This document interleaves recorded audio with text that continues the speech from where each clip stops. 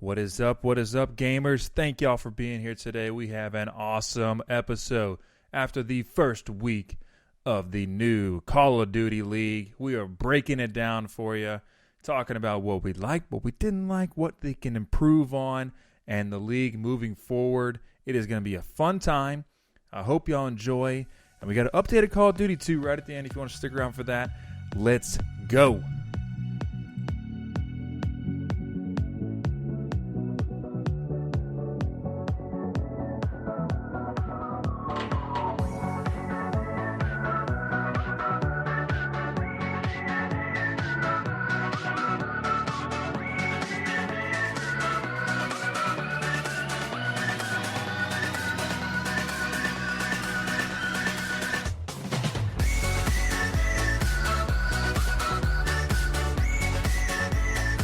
Ladies and gentlemen, welcome back to another episode of the Always Be Gaming podcast.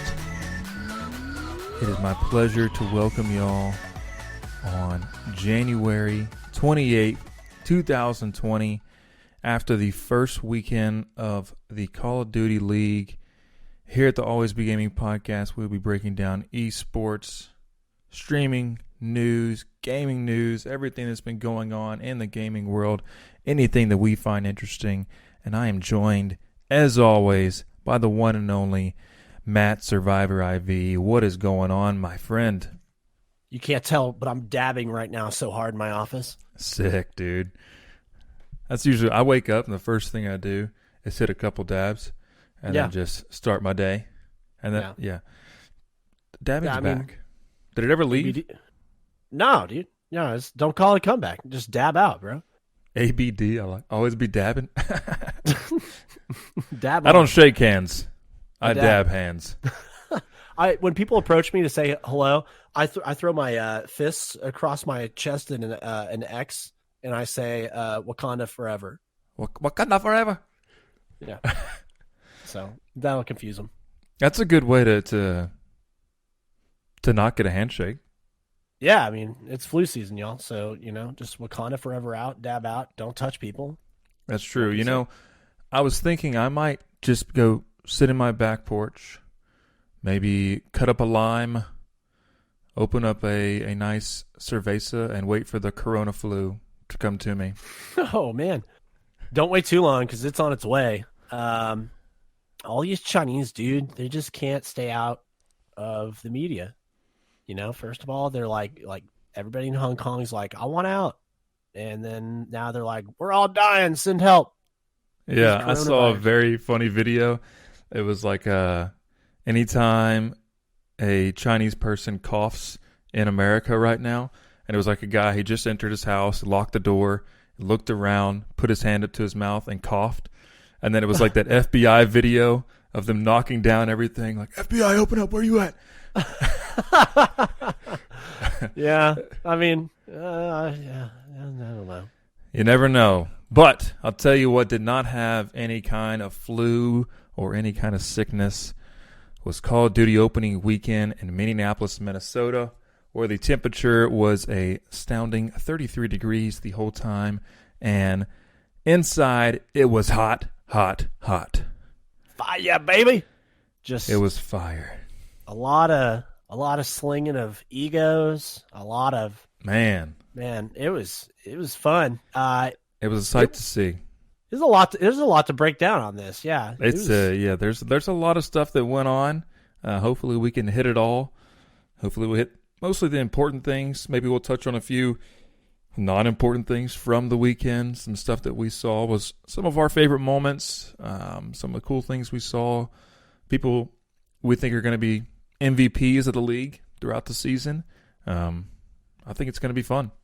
Yeah, it's going to be good. I think we were watching kind of from our perspective Friday nights were. I think I was at home, but man, we were texting a lot, kind of talking about what we were seeing, and it had kind of a rocky start, man. The day one there were some cringe moments, there were some what just happened moments. I don't know. I mean, before we get into our deep dive review, just overall first impressions, a couple of words. I mean, what are your thoughts on it so far? All right, so I'll break it down in 4 words. Okay. Room for much improvement. You were about to say room for improvement, and you're like, what's the 4th word going to Yeah, be? I had to add another one in there. Room for very, yes. Okay, all right, I'll do 4 words. Let's see. It's going to be fun. I should say, it's going to be fine. It is going to be fun. There's your 4 words. It is, no, that's 5. It is going to be fun. I think you have to condense that it is down into a. It is going to. It's going to. Oh, sorry. I was excluding B. Yeah. Gotcha. Yeah. Well, I think so too. I think there's a lot of things that we have to look forward to with this league. A lot of fun stuff. A lot of stuff that they can correct. Oh my goodness! I think I just broke my thumb as I was trying to pop it. Ow! That really hurt. But I will move on from that because, Yikes. Fun stuff there. I jammed it the other day when I was playing basketball. I caught a basketball trying to get a rebound, and my thumb went inside out, so that was fun. Anyway, back to Call of Duty. We both were watching at the very beginning, whenever they first launched it, getting everything going. First teams to play were Chicago and Dallas, but before that, they had about an hour and a half, 2-hour introduction into the Call of Duty League. It was a little bit ridiculous. Yeah. I think they were kind of. Go ahead. Kind of what? No, I want to hear you. I was saying, I think they were delaying because stuff wasn't ready. It wasn't working the way they wanted it to, so they just had to make up stuff to talk about, make up stuff to show for people. It did not look like they were prepared. No, I think you're exactly right. And I got the same inclination from that, watching that, and we hadn't even shared that thought together yet. But yeah, it definitely seemed like they were buying time that first night.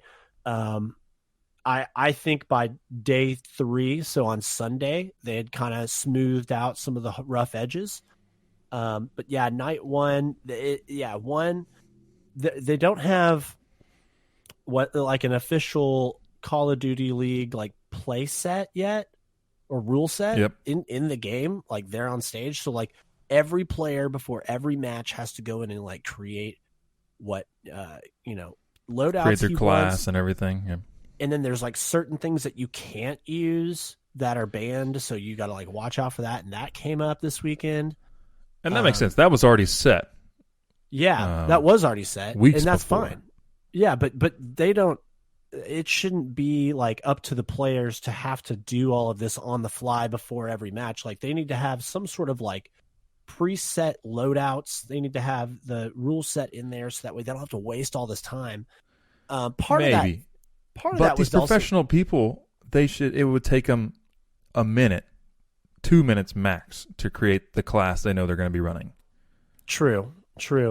But also part of that lead up was I thought it was cool. So, they're trying to not just cater to the hardcore gamers. They want to bring everybody in on this. So people who were watching and go, maybe I've played Call of Duty a few times, but I just want to see what the league's about. They were doing a lot of videos kind of explaining, okay, here's exactly how this map works, and here's the point of this map, this game mode. Yep. Yeah, this mode, which is going to be hard point, and how does that work? And so there was a little bit of that, but there was a lot of desk time. There was a lot of just banter back and forth about, oh hey, yeah, I think this and I think this, and it's like, okay, why did that take an hour and a half? Well, because you weren't ready. Yep, so. I agree. I think that they like you said, by day 3, a lot of stuff was cleaned up, and they have 2 weeks to get everything else kind of fixed up before the next tournament goes on. So they're definitely just going to get better and better with time.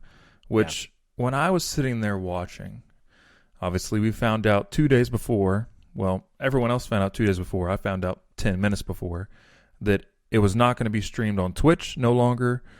Neither Call of Duty nor Overwatch are going to be on Twitch. It's all going to be on YouTube now. So I've gone blank on what I was talking about. We'll edit around this. So, all right. So I'll inspire you. So a couple of good and bad things about switching to YouTube I think the obvious good thing is that YouTube is the definitive source for video on the internet. If you want to watch something, you go to YouTube. If you want to learn about something, if you want to find a video on anything, YouTube is your search, even more so than Google. So Right. they're going to get millions of hits on these matches. And if you go look at some of the uploads that they've already done, some of these like day 3 matches on Sunday already have 300,000 plus hits just on the VOD. So they're gonna make some ad revenue off of these, after the fact views. The downside is that when you go to Twitch, you've got the really cool Twitch chat with Twitch emotes. You've got subscriptions. I know for Call of Duty League, we don't have this yet, but there was a really cool like exclusive access mode on Overwatch League where you could pay $15 for the entire season, and you get this amazing control over. You get to pick any one player's perspective that you want to follow, and you can create an entire computer screen of, let's say I want to follow the perspectives of 4 different players on the Dallas Fuel in their match tonight. I can have in each corner of my screen those guys, and then in the middle I can have like a top-down map or anything. It was completely customizable. So any perspective that you wanted to create for yourself, you could do that. And that was amazing. That was such a cool thing for the Overwatch League. They have not come out with that yet. I don't know how you implement that on YouTube because we've never seen anything like that on YouTube. Mm-hmm. So the big question mark is now that Overwatch League is switched, will we get that? I think it was called Command Center or something like that. Will we get Command Center back? And also they had drops enabled. And so if you're new to Twitch, sometimes if you watch a certain game through a certain streamer, you can get what's called a drop. And a drop may be like an in-game item just for watching that stream. And so all of the Dallas Fuel skins that I have in Overwatch, I've gotten for free because I've watched enough Overwatch League. And so for every map that you watch, you get like a few points, like in-game points toward buying these skins. And so will there be any drops enabled, is another big question mark. So that's some reasons why it's bad that it went away from Twitch. But overall, I guarantee you it's going to be more lucrative for the league to move over to YouTube. And it's going to be easier to find what you want. You don't have to dig through kind of Twitch's. So I don't know. It's not the end of the world. It's going to be. No, okay. I agree. I think at the end of the day, in the long run, YouTube is going to be more successful. And this is the right move for them. But they obviously have things that they should bring over from Twitch. That platform that they were doing with Overwatch, I think should be in Call of Duty. I think that is a wonderful way to watch a game. Because if you just want to watch one person instead of them switching back and forth from all these different camera angles and different players, it gets a little bit overwhelming. If you're sitting there watching a basketball game, you have a top-down view. You're watching the whole game the whole time. Both teams, you can see where everyone's going. You can see where the ball is. You can see where the objective is. I think that's something that they need to implement into Call of Duty to kind of just have a top-down view that you can have the choice to watch, so you can know exactly where everyone is and kind of watch it that way. I think, as you were saying with Overwatch, they had a lot of good stuff going on with that. Hopefully they can carry that over to YouTube, and hopefully they can implement that into this Call of Duty League, because it was a very, very interesting approach to watching esports, which I think is going to make a big difference on getting more people invested into watching it live instead of going back and watching the highlight videos that CDL already posted on YouTube and everything, which definitely is a necessity because not everyone's going to have the time to sit down and watch these while they're live. That's how esports has always been. People always go back and rewatch stuff after the fact because that's when they can. But I definitely think they need to work on their approach to the live viewer, and especially viewers who have not previously been invested in any kind of esport, who are coming from an actual sport like I am, who have been watching sports for my whole life and just recently getting into esports. If you can make it look like I'm watching NFL or NBA or an MLB game, I'm going to be more invested in it and want to spend more time watching it. But whenever you are throwing things at me that I don't know what they are, or I don't have time to actually sit there and learn what it is before you switch off to something else, it gets a little frustrating. Yeah. I noticed in my viewing that it was a little, this game Overwatch is a little bit harder to follow on screen, kind of like what you were saying. This is such a fast-paced game, and you may have 4 seconds that let's say you click from one guy, a guy dies, then you go over to the next guy, and then that guy dies after 4 seconds. So you literally saw 4 seconds of that guy's screen until they switch to the next guy. And it's like, it's super fast. So being able to have control over how you watch would, I think, remove all complaints, because if you were watching the chat over the weekend, everybody was talking about how highly controversial the third person view was. Yeah. And I know you liked it from what we were talking about earlier, right? I do. I think it is. And the reason I like it is because I would play that game that way. Okay. I would play Call of Duty as a third-person game, and I think if they had a battle royale that was built in a third-person camera angle, kind of the way Fortnite is, the most successful game in history, let's take a little bit of notes from that and put them towards this. Obviously, people like playing third-person. They like watching third-person. I think that's something that they can work with. Obviously, you need to have first person and third person for people to choose from. But I thought that third person was really, really cool. It gave an angle that I'm not used to watching or used to seeing when I'm playing that game. So I thought it was really cool. You could see the skin that they were wearing. You could see I guess it was a uniform, because every team had their own city's uniform on in game, which was really neat.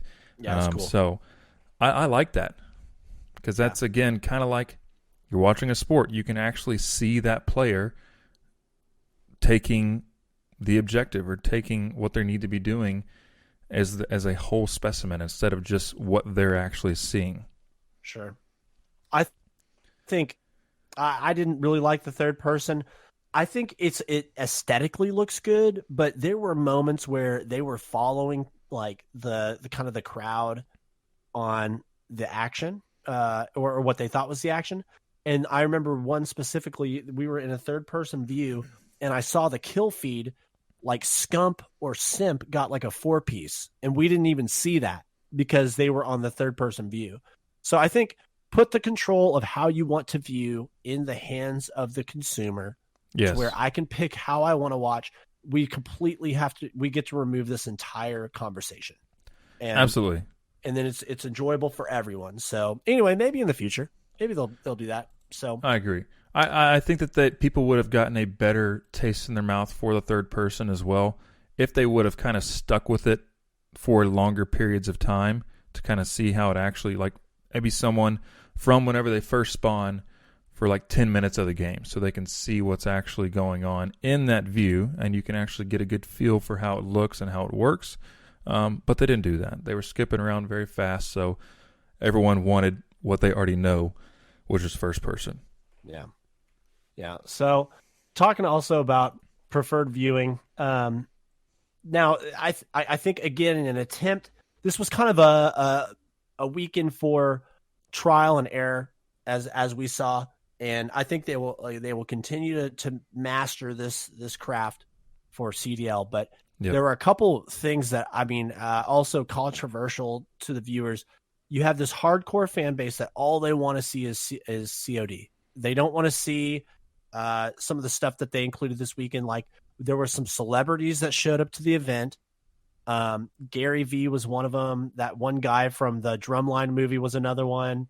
You had coaches coming in and talking about their programs, but also I think at the end of night one, there was some local rappers that what was the name of that band? Nick Cannon was at the CDL? Oh, no. I'm sorry. It's like Jordan something. It's not Nick Cannon. I'm so sorry. This is embarrassing. I'm confusing him for another dude. The guy that was in the Fahrenheit 451 movie or whatever. Oh, I think he's married to that one singer. Oh man, what's his name? I'm gonna go to their. I'm um, gonna go find out on their Twitter. But while we're doing that, let's just talk about the inclusion of like concerts and bringing in celebrities and athletes that have nothing to do with this at all. Do you think it helps, hurts? What are your thoughts? if you bring in the correct people, it's gonna help, because everyone all around the world has their favorite celebrities, people that they adore, that they're gonna follow them whatever they go do, and usually is gonna bring them into a new light of something, a new project that they're working on. So if you're bringing in Michael B. Jordan off of Fahrenheit 451, and he's talking and sitting down with some of the hosts at CDL, people are going to think that's interesting. Probably not people that have been watching Call of Duty for a long time. They might think that's very dumb, or been watching esports for a long time. Like, what in the world is this guy doing here? He has nothing to do with esports. But people who know who he is and don't know what esports is are going to find that interesting. Like, oh, why is he investing his time to go here and talk with these people? What is this esports all about? What is this Call of Duty League all about? It's going to get them to invest their time to watch, which is really what they're paying that celebrity to come here for, is to grow an audience, you know? Yeah. It's the banking of like, hey, this person has some high credibility in the eyes of probably 90% of the people in the world. Exactly. Let's bank on that. And if we can associate that person with us, then it means we're also credible. Yeah, so it's the same thing with doing like sponsored Instagram posts. That's the reason these celebrities get paid hundreds of thousands of dollars to post one picture about one product, because they have a following and people are going to buy whatever that person does. Yeah. So the guy was Michael B. Jordan. He's an actor. Sorry. That's what I said. Yeah, I got you. Oh, thank you. Okay. All right. Yeah, you're good.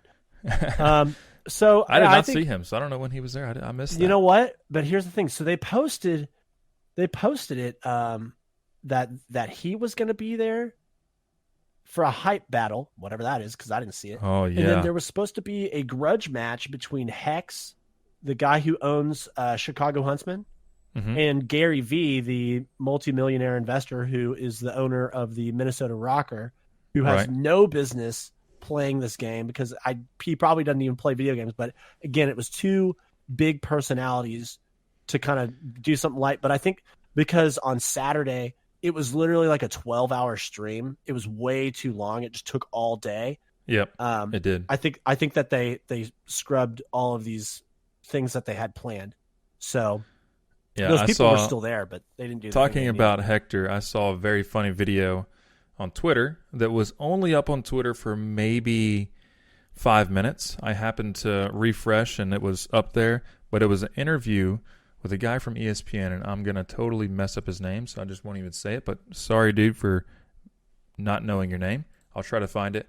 But he was interviewing Hector and asking him about Chicago and he was like, what does it feel like whenever you see Optic Gaming come up here and take the stage? He's like, oh, I don't feel anything. It's like, what do you mean you don't feel anything? You built that brand. He's like, yeah, but it's not my brand. It's not me. That's not who Optic Gaming was. So I don't care. I was like, that's a little bit harsh. I'm sure he probably told them to take that down, but he was also like cussing up a storm. It looked like Hector had quite a few little bits of drink, and was he was going on a little bit of a rampage on stuff. It was funny. It was very, very funny. That's another one of those, like, you know, there was a lot of ego flying around leading up to this. I think somewhere along the line they're like, hey, trash talk sells, so let's for sure, let's ham it up. But you're taking kind of I hate to be discriminatory, but you're taking a group of people who are not big into, like, they're not big personalities. Like, you have a few select ones that are really, really good at this, but the ones that are trying to do it, but they're just kind of like, you know, homeschooled, you know, guys who use their free time that their moms let them to play Call of Duty, and they made it into the league. Like, those guys are not good at this. Like, the player walkouts and all of them trying to do something cool on day one, like, that was cringy as all get out. The trash talk leading up to this and all the tweets and all the, media and stuff that they were creating that was like inside jokes and all that, wasn't really into that. But then also like, talking about like the Optic Gaming thing, like you're talking about, it has been a huge thing that people have been talking about. It's like, well, is it really Optic Gaming anymore? Is it not? And then he's been very adamant to say, no, it's not. It's not the same at all. It's like, not the green wall. Yeah. And it's like, okay, well, we get it. But like, they've been beating that horse dead. And, but actually there was a really good interview from Formal, who is on the Chicago Huntsman, which is owned by the previous Optic Gaming. That guy is real chill. And he just said, hey, he said, yeah, there's been a lot of trash talk and stuff, but he's like, actually, it's all love between us and them. And he says, those are really good guys over there that we get along with well. When we're on the stage, it's all about we're going to win and we're going to be the best. But like, actually, we have all the respect in the world for them, and we wish them good luck. So like, Formal was very, cool very about good it. on camera. Yeah, Formal's great. Did a good interview. He's very, very chill. Scump is, I think he is just the face of that team, the redheaded guy. He's very charismatic. He is a good trash talker, and he's good at backing it up, which if you're going to talk trash, you got to back it up. Who's not good at that anymore is Crim6. What happened? Dude, Crim6 sucks. First of all, like leading into this, like there was that whole poster drama. Did you hear about all that? No. Oh, like the video. Yeah, I saw the little video he talked about. Every day he wakes up and he sees this poster that they made. And so he goes out and he has no choice but to be motivated to play that game, to practice that game. Every day I see that stupid effing poster. Yeah. I was like, whoa. Yeah. He was all like he was talking down an achievement that he and some of these Chicago Huntsman guys, did, which was that they won the world championship. And now that he's not on the team with them, he's talking trash about him, saying, oh, like, they motivate me to be better because I just want to beat the heck out of them, and that means nothing to me anymore, is essentially the gist of it. So he was talking a lot of crap about these guys going in, saying that, oh, well, I was the best of that group, and, they're going to miss me when I'm gone and all this stuff. He got rocked. And then in the post-game, press conference with the whole team, rather than saying, hey, they did well and they were the better team and we lost because we suck, he said, oh, well, it was because they patched us, the day before we got here, and Infinity Ward sucks. He had to have an excuse. Yeah. So I would do the same thing. I mean, yeah, sure, unless your ego's in check, which is some of these guys will be humbled by this league, including, Mr. Hector here going out and giving an interview and then 5 minutes later going, that probably wasn't a good idea. So everybody needs to probably, take a moment of pause and go, okay, we still have the eyes of the world upon us. Athletes don't do this as much. You don't see a lot of pro athletes going on the internet. Yeah, you barely see big trash talk unless it's like a little Twitter beef or something, besides Richard Sherman and someone else. But right. it's barely ever anything serious. Everyone is all love nowadays. Yeah. You don't have any true hate beef in any kind of professional sport. So to come and see people say stuff like that, I mean, it's a little bit ridiculous. Yeah. So I don't know. I mean, they'll figure out their flow. I'm not into the trash talk. I'm not into the big egos. I'm all for trash talk if you can back it up. Just don't go after anyone's, personal life or anything like that, but talk about their game, stuff like that. That's all fair game. Yeah, I if I could talk to people on Call of Duty as I'm streaming, oh my goodness, I totally would be, but I just can't. I don't have game chat for some reason, but that's a totally different story. So yeah, one other thing I thought was cringy. Well, we can go into cringe stuff if you want to, but kind of talking about intros and awkwardness of stuff is some of these like walkouts of these guys is, well, I'll start good. People who have been in here for a long time, Crim6, Scump, Formal, all those guys, they know what that looks like. They know how to react with the crowd, how to act with them and everything. So they were good at that.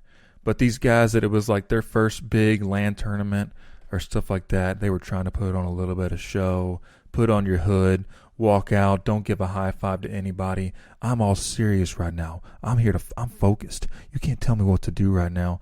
I'm here to win. Dude, chill. You're trying to get people to love you. Mm-hmm. Take some of your shirts from your team, throw them to the crowd, get people to be like, oh, that's my guy. Yeah. Instead, you try to like make an awkward dance or like hype people up. I don't know.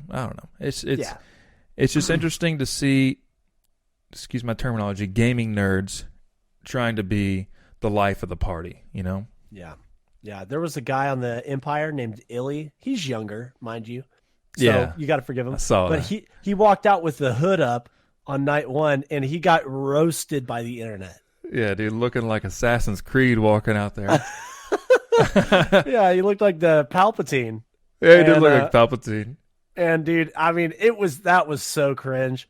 And like the average age on most of these teams is hovering right under 20, you know? Yeah. So a lot of these guys are still kids. They've never been in front of this many people, you know? True. And so, man, especially the Atlanta phase, like I think the average age, if you take all of them, is like under 18. You've got mostly 17-year-olds on that team. Yeah. That's very true. They're so young and they're just babies. Can you imagine? Let's throw an alternate league into Call of Duty, okay? Sit with me for a minute here.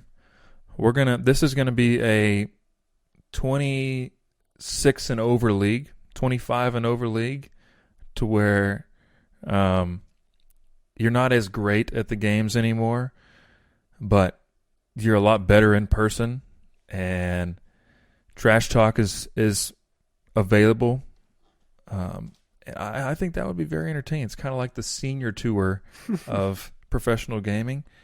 It would be different. The gameplay wouldn't be as good, obviously, but all the side stuff would be a little bit more, I don't know, less awkward, maybe. Yeah. But that won't happen, so dumb idea. No, it won't. No, it won't. So, well, let's kind of recap the whole weekend. let's talk results. Yeah. Surprises. Let's talk about who. Go ahead. Start us off. Let's see here. Pull up my little thing here. Well, I think, let's just say, we both expect, everybody's been talking about how good Dallas Empire looks, that they're going to be a top 3 team. They're tied for dead last. It's the first weekend, but yes. Yeah, all right. With 4 other teams. Yeah. So you've got in first place, tied for first place, you've got 4 teams that went 2-0. So they won both their matches. That would be Atlanta FaZe, Chicago Huntsman. Deadly. Minnesota Rocker. Home field advantage. Yeah. And then Paris Legion, which I think surprised everybody. Yeah, that was a big surprise. Yeah, I don't think anybody expected them to be good. The Atlanta FaZe were absolutely dominant. And I saw somebody compare them to the Monstars on Space Jam. Oh, that's funny. Yeah. Because you got all these like little scrawny, kids like on the street, but then when they get in the game, they're just beasts. That's funny. I like that. So anyway, let's just Michael's magic bar. What was it called? Magic stuff. Yeah. I don't know. Like that. It's been a minute. But someone's yelling at us right now, but that's okay.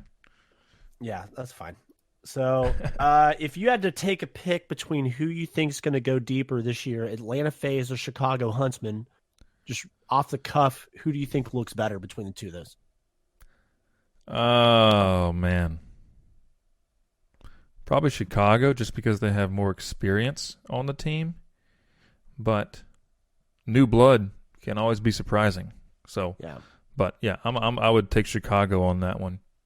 Okay. Just because I think experience goes a long way. Yeah. Yeah. I'll take an opposite of you just for the sake of it. Good, I think good. Atlanta FaZe is going to be surprising, but we'll see. So just under that, 4 teams then tied for 5th, which would be the Florida Mutineers, the London Royal Ravens, Los Angeles Guerrillas, and the Toronto Ultra, which I would have picked Toronto Ultra to be in dead last, but they got good on. I think it was the Surge. I think that's right. Yes. So, and then tied for ninth, last place. All these teams lost all their matches this weekend, but in this order: Seattle Surge and Optic Gaming. And the reason that they're kind of slightly ahead Dallas Empire and New York Subliners is because they won more maps. So it comes down to, did you win your actual match? But then of that, how many maps did you take? The Dallas Empire literally won one map this weekend. That's a huge surprise to me. So, yeah, that's what I was just looking at this, kind of comparing. Yeah, we're tied for dead last with New York. Because we only won one map. That's ridiculous. Yeah. Chicago and Atlanta both won 6. Minnesota won 6. Paris won 6. And FaZe and the Huntsmen only had one loss on a map. That's ridiculous. Yeah. So they definitely look really good. Yeah. Dallas has some work to do. That one map they won was an S&D, and anytime I've watched some of them play the S&D on some of these scrims or play online in some of the scrims, it has been S&D map or any kind of gameplay like that. So I feel like that's what they had the most practice on. Obviously, they have realized that that's not the only part of the game. There's other game modes, hardpoint and domination, and they have some practice to do. They got a week and a half, 2 weeks to get better at that. I definitely think that they're going to spend a lot more time this week and next week focusing on those other games to hopefully put a little bit more impact. Actually, I don't even think they play next round, do they? But either way, they got some work to do on those other game modes. Yeah. Yeah. So surprising first weekend. Definitely the rankings that were being forecasted going into this weekend were definitely shook. And just watching some of these teams kind of rise up to the top from what was supposed to be the bottom, I've kind of changed my perspective on who to watch. I mean, I'm grateful that I didn't buy any Dallas Empire gear or in-game items yet because I wouldn't want to be laughed at. Wow, that's sad. I know, man. Not even gonna rep you're not even gonna rep your home squad, even though they're bad. I'm gonna buy something once they win a match. Oh man, you guys got to win a match. If you don't win anything, I'm not. No, heck no. I'll go root for FaZe or maybe they don't have enough money to get good training, so you have to buy stuff for them. I don't know. I hope it doesn't come down to them being successful because of me. I saw a very funny video that Mike, that's his name, right? Yeah, he posted today of them in the training facility. It was someone from the team. I don't remember who it was, but he was like doing some stretching, getting warmed up, ready to do some actual physical training with their physical trainer that they have on site. I was like, man, hey, whatever it takes, you got to get better. Yeah. Man. So we'll see. So yes, Dallas does play the next homestand February 8th through 9th. Dallas will be there, so they got some work to do. Yes, they do. Man, craziness. So overall, I will say I think it's going to be a very good league. The first night, they had 85,000, I think, a peak viewers on YouTube. Yep. And then by the last match, both the stadium and online had pretty much walked away. I think I was not watching it. Yeah, you were streaming, and I was watching you. Yep, instead. That's right. I was waiting for Mike to give me a call, be like, "Hey, dude, did you see us this weekend? We could probably use a little bit of help." I was like, "Hey, sub in, maybe for a sub or something." That'd be sick. Yeah, I mean, good Lord, but yeah. So, but the on Sunday, day 3, which is always the highest attended and watched day, because that's when it's all kind of wrapping up, especially when they're going to be doing this tourney style. Yeah, for sure. Oh my gosh, sorry. Got a little dog going crazy. Yeah, sorry about that. So anyway, by day 3, they had well over 100,000 people at one time, which was good to see. It kind of made me feel better about the future of the entire definitely thing. Man. So. I think that they need to do more marketing towards big celebrities, people who have a big influence on like the social medias and all kind of stuff like that. Get new people in here. Don't just stick with the old crowds of esports because they have a lot of room to grow. I hope this league is around for 20 years or so. I would love to see it continue to have success, or really to have success. And I think that they have to obviously make a few changes for that to happen. But yeah, I mean, they got a good thing going. So I enjoyed the opening weekend. Obviously, there were a few cringe moments, but nothing that they can't fix for sure. But yeah, so the next tournament is, like I was saying, February 8th through 9th. And ladies and gentlemen, we are going across the pond over to the royal city, a royal area of London, England. And it's going to be played at the Copper Box Arena at the Queen Elizabeth Olympic Park. How you like that accent? That was good right there. So I think it's interesting that they have the Olympic Park still around, and they're actually using it. That's good. Yeah. A lot of times these Olympic parks just fade away. It can't be worse than FIFA. Man, those guys make... that's crazy. Those guys use slave labor to make a stadium that is going to be used one time, and then it just gets for eaten one up by summer. the earth. Yep. Yeah. And that local team can't even use it. It just it's weird. So yeah, I think that's going to be cool. If you are across the pond over anywhere in Europe, I would say if you got time to make it, go over to London and watch all these people play some Call of Duty. The Royal Ravens probably will put on a good show. Hosting wise, I think they kind of saw what Minnesota did this weekend, and they're going to try to up them just to kind of show that, hey, we need more teams over here in European countries. So I think that'll be good. Cool, man. Yeah, I'm going to be watching for sure. Yeah, I think that'll be really fun to watch. So yeah, I think that Call of Duty's got good stuff going. Let's see here. Anything else from the Call of Duty League opening weekend that you kind of want to hit on? I'm looking through my notes. I'm looking through my Twitter. I think we touched on it, man. I think we got it. We hit it good. Well, awesome.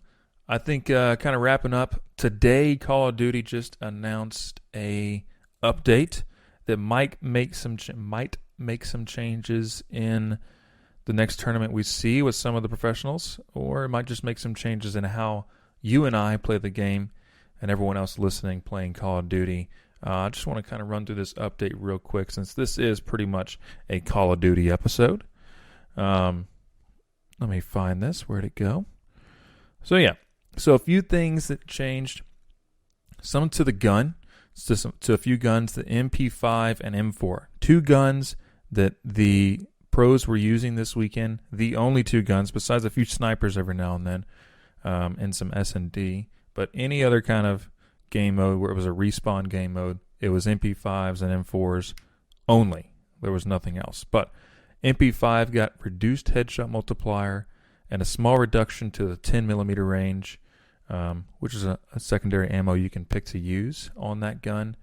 So I think that might make a little bit of change on stuff, or people would just say, screw it, MP5 is really good. I'm just going to stick with it and make do with these changes. I doubt that headshot multiplier is that big of a deal. It can't be. I don't know what the exact reduction is for the multiplier, so it's hard to give a solid answer on that.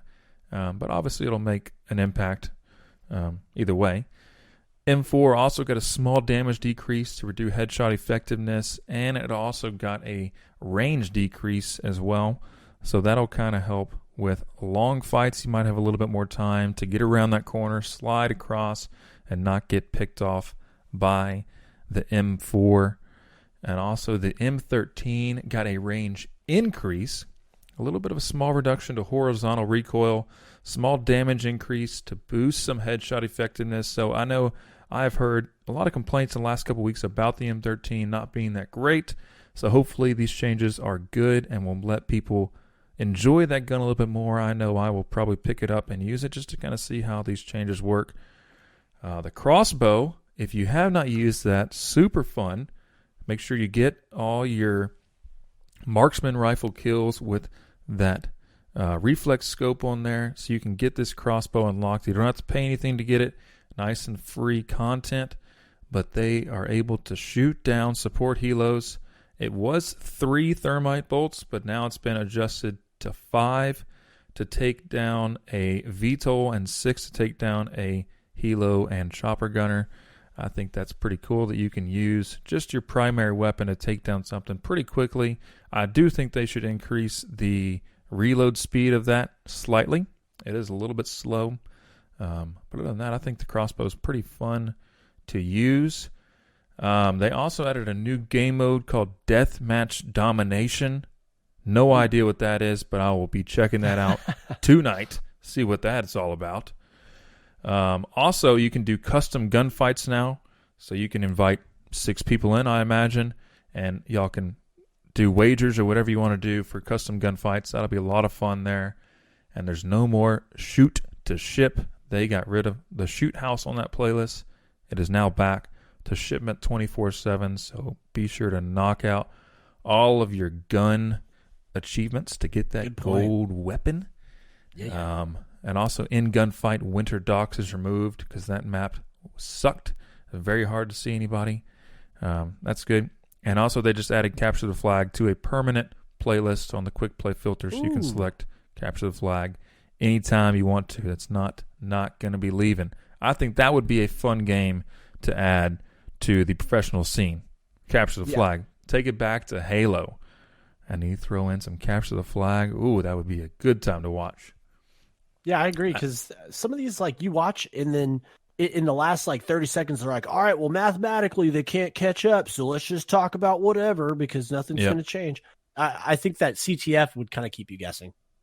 Yeah, for sure. I agree. I think that'd be a lot of fun to watch. I really enjoyed watching Halo with Capture the Flag and playing Halo Capture the Flag, so think about it. And that's pretty much it for the update. Matt, you got anything you want to close out with, my man?